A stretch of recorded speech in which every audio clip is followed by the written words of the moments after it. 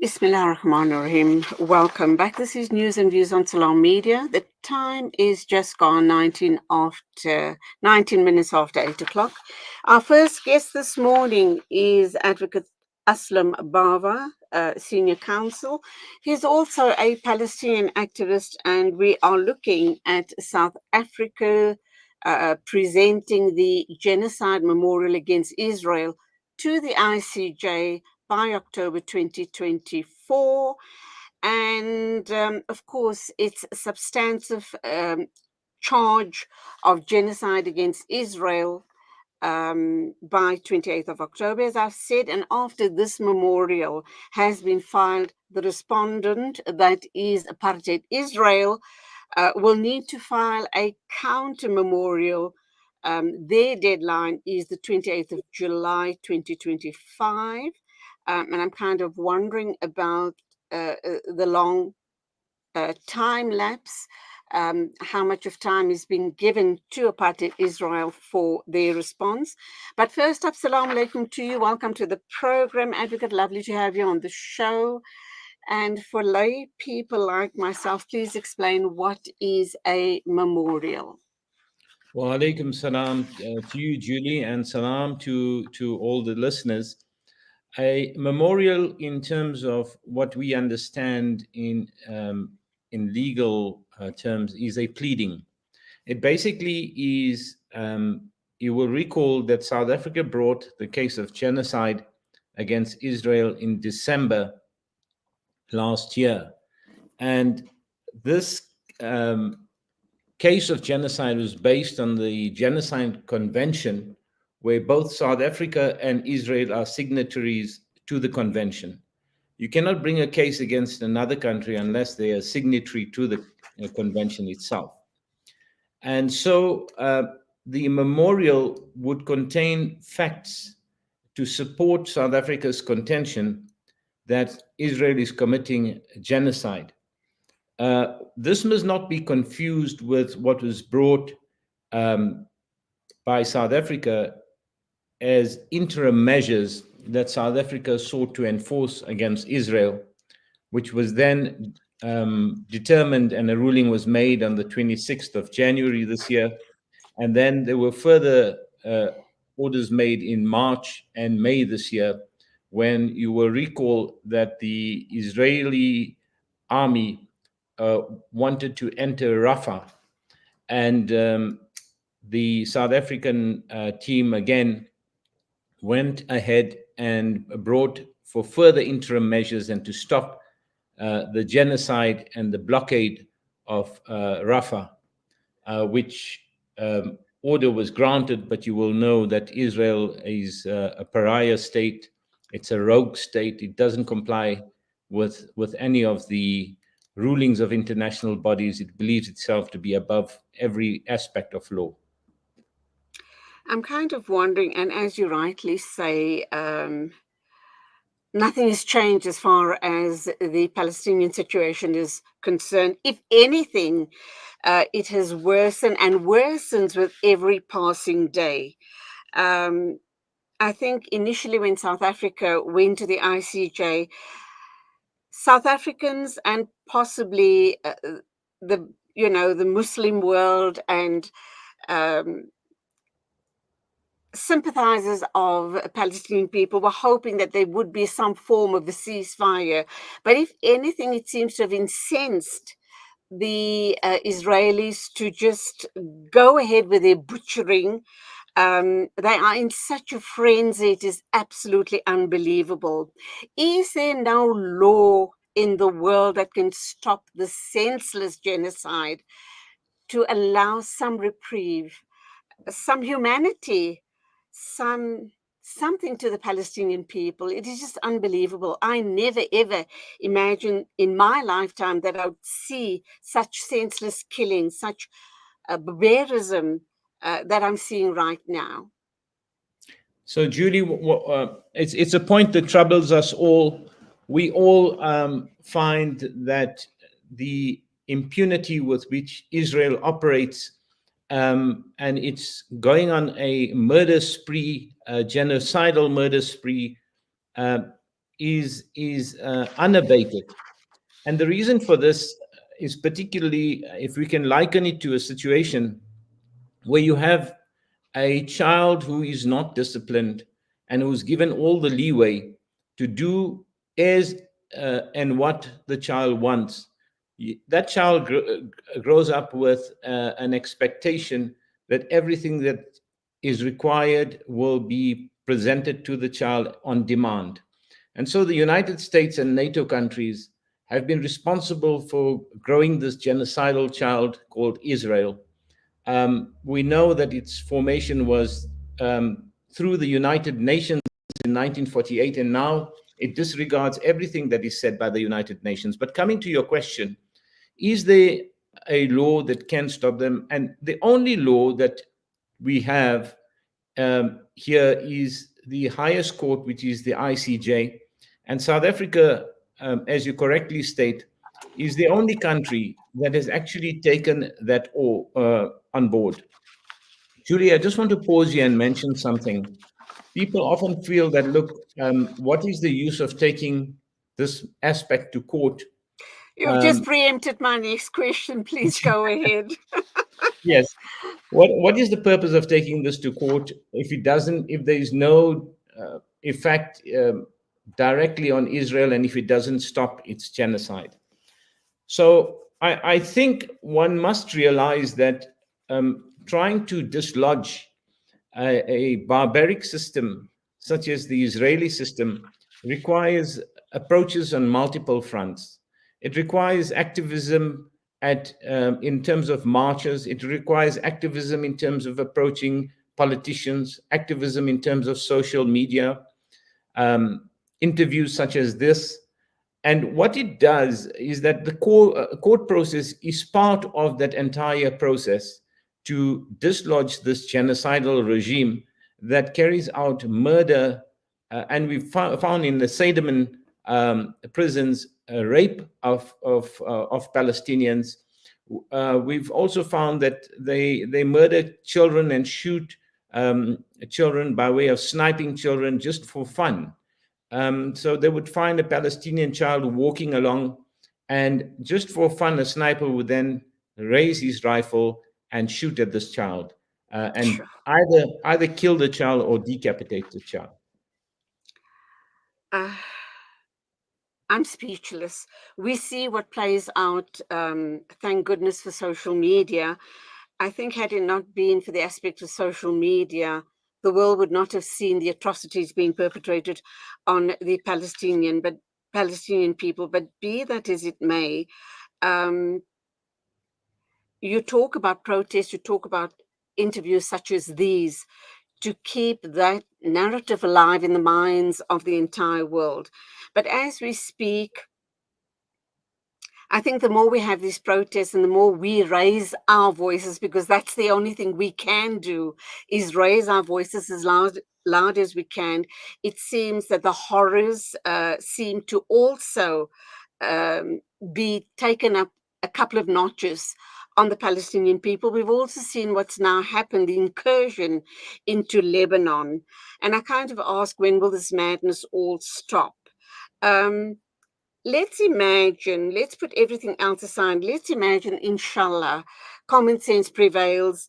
And we know that this is on the United States. We know that they carry as much of the guilt as does Israel and UK and other Western countries. Let's assume they're able to call for a total ceasefire and Palestinians are given the right to return. What is going to be the case as far as Israel is concerned? Are they still going to be allowed to illegally occupy the land of Palestine? Are they then going to be resettled perhaps somewhere in Africa? Because that seems to be the new story going around, that that Israelis are going to be resettled somewhere in Africa. And will the Palestinian people be allowed to then start picking up the pieces and making some sense of their lives? And are the Americans and the British That's where it's all started, didn't it, with the Balfour Accord. Will they be held culpable for their role, not only back then in 1948, but currently by supplying support, arms, and munitions to this murderous regime? Yes, so Julie, it's multiple questions, but I think it can find its central issue around the history of colonialism and imperialism, but more particularly if we are to relate it to what is currently going on. You know, people were often accused of being anti-Semitic when they said that Israel has an expansionist policy. What this the resistance has done is that it has exposed many lies, it has exposed many alliances. We see many Arab countries who support Israel. We see the European countries who would deny the genocide even when they see it in picture form, in video form. You know, the Palestinians say that this is, and this is around the world, that this is a genocide that is being broadcasted live by way of people's telephones. So the issue is, firstly, on your question, is if the Palestinians are allowed to return, and I think here we need to draw two distinctions. One is the law of return, which is Palestinians who have been disenfranchised and live out of Palestine. I think what you are asking here is whether the Palestinians who are in, for example, Gaza, are allowed to return to their homes, and those who are in the West Bank are allowed to have the Israelis withdraw from within the West Bank, and to allow those areas to be unoccupied, as it were. We must remember that according to the Amnesty International and according to various papers presented throughout the world, is that even when Israel removes its military from the specific areas in Gaza and the West Bank, it still occupies them because it occupies the territorial space, the borders, who can go in, who can go out. It controls the airspace, it controls sea, it controls what goes into, for example, Gaza. So once that happens, the issue is what will take place thereafter. And yes, those who have assisted Israel in its genocide can and will and should be prosecuted in terms of the ICC. That's the International Criminal Court. Now, you'll know that the ICC is formed under the Geneva Convention, whereas the ICJ, the International Court of Justice, is an instrument of the United Nations. So those are different elements, but what will happen at the ICC is those individuals, so the ICJ prosecutes against countries, and the ICC and gives opinions, and the ICC prosecutes against those who are criminals. So Netanyahu, Biden, Blinken, Keir Starmer, Scholz of Germany, all of those could face the ICC. And that's why you start seeing Macron, for example, making noises about Lebanon. He wasn't so vociferous when it came to Gaza, but suddenly with Lebanon, because France has got financial interests in Lebanon. But be that as it may, yes, there will be repercussions as it goes along, if and when, inshallah, the genocide stops. Okay, we have to wrap up now, but my final question, are you hopeful?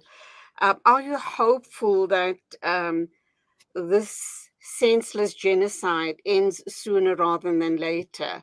Because it seems as if the Zionists have this master plan that they want to increase their presence and take up as much of the Middle East as they possibly can. Yes, Julie, what needs to happen is that, firstly, I would classify everybody on the Israeli who supports the state of Israel as right-wing throughout. Then you have the extreme right-wing, and these are the settler movements, and you get this Ben Gvir and Smotrich and Netanyahu falling on the extreme right, they have to be dislodged within the Israeli system. Ultimately, the idea is, although many people are calling out, including the South African government is calling out for a two-state solution, I think a two-state solution is not workable. It needs to be a one-state solution, because the two-state solution is premised on the basis that the Palestinians will have no military of their own, no air force of their own, and they will basically be Bantustanized. And that is what is going to happen as far as the Palestinians are concerned. So it now needs a momentum where the world is not, or at least NATO is not calling, and the United States are not calling Israel to book. In fact, they're supporting Israel. They want to be brokers, but yet you will see this ridiculous stance that they took last week. Blinken said we're donating $285 million to Gaza. But it's absolutely ridiculous. Yeah, just in absolutely. the past, they've donated billions and billions to Israel. Judy, the point is very simply this: that I think there is hope, because I think the world has seen the truth. The world is hopefully will not be lied to again by Israel using the Holocaust and anti-Semitism as shields behind which they lie and behind which they commit crimes. Advocate Aslam Bava, shukran very much for your insights on the matter, and let's make continuous dua that the madness does stop and the Palestinians will be emancipated, inshallah, Ameen. Shukran, salaam alaikum to you. Wa alaikum salam. It is exactly 8:36 a.m. News and Views moving along. Our next guest is on standby, and this has to do with GBVF. And of course, the 16 days of activism of no violence against women and children will start in the middle of November. So I think it's kind of about the right time that we start having these ongoing conversations. Please do stay with us. We are here in the middle of a Zahra neighborhood. The whole neighborhood is already destroyed. More than 17 towers are down.